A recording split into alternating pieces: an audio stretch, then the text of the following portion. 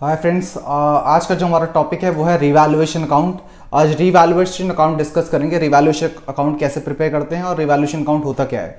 Revaluation account एक हमारा nominal account होता है। रिवैल्यूएशन अकाउंट एक हमारा नॉमिनल अकाउंट होता है। नॉमिनल अकाउंट का मतलब क्या होता है? नॉमिनल अकाउंट वो अकाउंट होता है जिसके डेबिट में सारे के सारे एक्सपेंसेस आते हैं और क्रेडिट में सारे के सारे प्रॉफिट्स, इनकम्स, गेन्स आती हैं। ठीक है, तो डेबिट साइड जितने भी लॉसेस होंगे वो डेबिट साइड रिकॉर्ड होंगे और जितने भी प्रॉफिट्स होंगे, जब भी कंपनी को प्रॉफिट होगा तो या फर्म को प्रॉफिट होगा तो क्रेडिट साइड रिकॉर्ड होगा। ठीक है, प्रॉफिट्स लॉसेस सारे के सारे डेबिट में रिकॉर्ड होंगे, प्रॉफिट सारे के सारे क्रेडिट में रिकॉर्ड होंगे।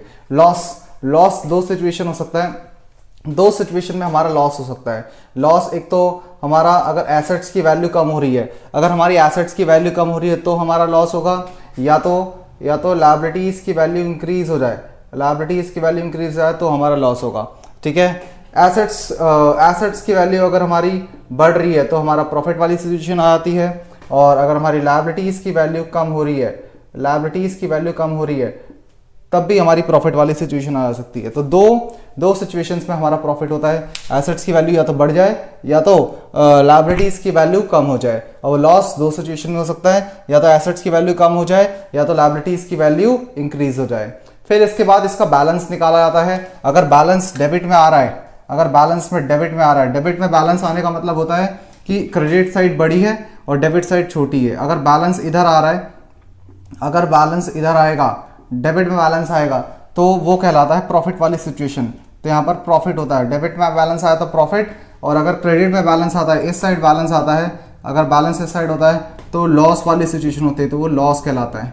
और वो लॉस और प्रॉफिट जो है वो हमारे ओल्ड पार्टनर में डिस्ट्रीब्यूट कर देते हैं in their old profit sharing ratio. Old ratio जो होती है, ये जो प्रॉफिट और लॉस है ये ओल्ड रेशो में डिस्ट्रीब्यूट कर दिया जाता है। ये जो प्रॉफिट और लॉस आएगा ये कौन सी रेशियो में डिस्ट्रीब्यूट कर दिया जाता है? Old ratio.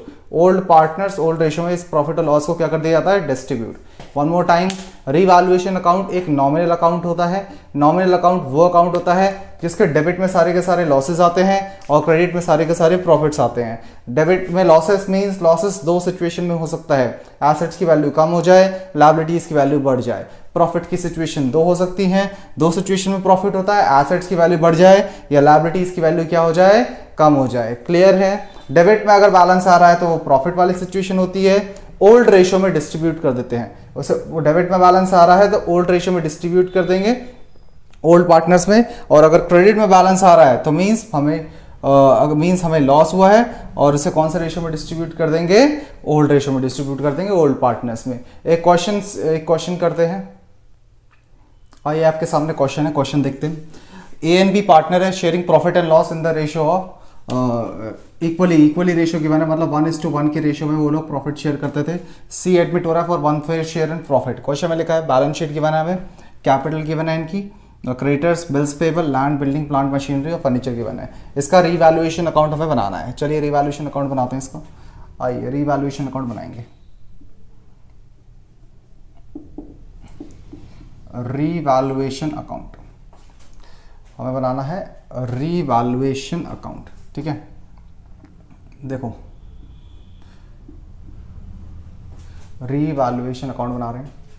थोड़ा सा कैमरा इधर, ठीक है। रिवैल्यूएशन अकाउंट बनाना है। देखिए फॉर्मेट क्या होता है? Particulars amount debit and credit. Debit side सारे के सारे लॉसेस आते हैं, मैंने आपको बताया, और क्रेडिट साइड सारे के सारे प्रॉफिट्स आते हैं, ये भी मैंने आपको बता दिया। क्योंकि रिवैल्यूएशन एक अकाउंट एक नॉमिनल अकाउंट का नेचर होता है इसका। ठीक है, चलिए एडजस्टमेंट्स पढ़ना स्टार्ट करते हैं। जो भी एडजस्टमेंट हमारी related to assets and liabilities होंगी सिर्फ वही रिवैल्यूएशन अकाउंट पे आएंगी। देखो बोला है लैंड रीवैल्यूड एट 2,20,000। कंपेयर करा जाएगा, लैंड की न्यू वैल्यू गिवन है, लैंड की वैल्यू होगी 2,20,000। ऊपर देखिए लैंड की वैल्यू क्या थी? 2 लाख। 2 लाख से 2,20,000 हो गई। ये हमारे लिए प्रॉफिट हो गया, वैल्यू इंक्रीज हो गई, लैंड की वैल्यू इंक्रीज होगी, प्रॉफिट हो गया। तो रिवैल्यूएशन अकाउंट के क्रेडिट साइड आएगा बाय लैंड अकाउंट। कितने का प्रॉफिट हो गया? हमें रिवैल्यूएशन अकाउंट में वो अमाउंट लिखना होता है जितने से हमें प्रॉफिट हो रहा है और जितने से हमें लॉस हो रहा है। इस सिचुएशन में 2 लाख वैल्यू थी, 2,20,000 हो गई है, तो हमें 20,000 का प्रॉफिट हो गया। 20,000 हम यहाँ लिख देंगे। आई होप सबको क्लियर हो गया होगा। चलिए आगे बढ़ते हैं। बोला है बिल्डिंग डेप्रीशिएटेड, डेप्रीशिएटेड मीन्स वैल्यू कम हो गई, 10% से बिल्डिंग की वैल्यू कम हो गई, 10% कम हो गई। तो बिल्डिंग की वैल्यू थी 3 लाख, 3 लाख का 10% 30,000, यहाँ लिखेंगे बिल्डिंग, बिल्डिंग की वैल्यू 30,000 क्या हो गई कम, ठीक है। फिर क्रेडिटर्स फॉर रीवैल्यूड एट 42,000, यहाँ देखो क्रेडिटर्स की वैल्यू 40 थी, 42,000 हो गई, तो इसका मतलब क्रेडिटर्स की वैल्यू बढ़ गई।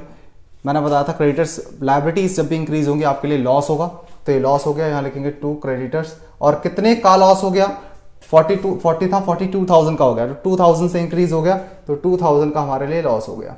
उसके बाद मशीनरी रीवैल्यूड एट 55,000, मशीन की वैल्यू थी यहाँ पर, मशीनरी की वैल्यू थी 50,000, 50 से 55,000 हो गई, मीन्स प्रॉफिट हो गया, एसेट्स की वैल्यू बढ़ गई। यहाँ लिखेंगे बाय मशीनरी क्रेडिट साइड, क्योंकि प्रॉफिट हुआ है।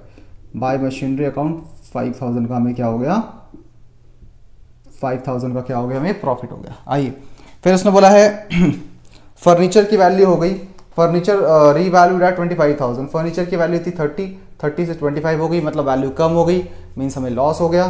तो डेबिट में आएगा to furniture account, to furniture account 5,000 का हमारे लिए क्या हो गया, लॉस। बिल्स पेबल की वैल्यू होगी 8,000, बिल पेबल कितने का था 10 से हो गया 8,000 का, तो मीन्स लायबिलिटीज कम हो रही है, और लायबिलिटीज कम होना हमारे लिए प्रॉफिट होता है। यहाँ लिखेंगे बाय बिल्स पेबल, कितने की लायबिलिटी कम हो गई, 2,000 की कम हो गई, तो 2,000 का हमारे लिए क्या हो गया, प्रॉफिट हो गया। अब हम बैलेंस निकालेंगे, कौन सा साइड बैलेंस आ रहा है, डेबिट साइड हमारी बड़ी है आई थिंक, और क्रेडिट साइड हमारी छोटी है, तो बैलेंस इस साइड आएगा, मींस लॉस, बैलेंस इस साइड आएगा तो लॉस। और मैंने बताया था बैलेंस क्रेडिट में, डेबिट में आता है तो प्रॉफिट, और क्रेडिट में आता है तो बैलेंस लॉस होगा, ठीक है। तो यहाँ लिखेंगे by loss transferred to partners capital account, जो लॉस है वो कैपिटल अकाउंट में ट्रांसफर कर देंगे। ओल्ड रेशियो में बांटना होता, मैंने आपको बताया था ओल्ड पार्टनर में बांटेंगे और ओल्ड रेशियो में। ओल्ड पार्टनर हमारे ए और बी थे, नया तो नया पार्टनर सी आ रहा है, तो ओल्ड रेशियो में बांटेंगे, सिर्फ ए और बी में इक्वली डिस्ट्रीब्यूट कर देंगे। आइए निकालते हैं, 37,000, तो ये हो जाएगा 27 minus 37, this is 10,000। Calculation error हो तो आप देख लेना, ठीक है। इक्वली डिस्ट्रीब्यूट कर देंगे 1:1 की रेशियो में। कैसे डिस्ट्रीब्यूट करेंगे, 10,000 इंटू 1/2, 10,000 इंटू 1/2, 5,000 और 5,000। ये था हमारा रीवैल्यूएशन अकाउंट, सिंपल सा होता है, बस डेबिट साइड सारे के सारे लॉसेस होते हैं और क्रेडिट साइड सारे के सारे प्रॉफिट्स होते हैं, ठीक है। और क्वेश्चंस ट्राई करेंगे इसके, ठीक है, और क्वेश्चंस ट्राई करेंगे जिससे कि हमारा कॉन्फिडेंस बढ़े रिवैल्यूएशन अकाउंट बनाने में। नेक्स्ट लेक्चर में ट्राई करते हैं। Thank you so much for watching the video.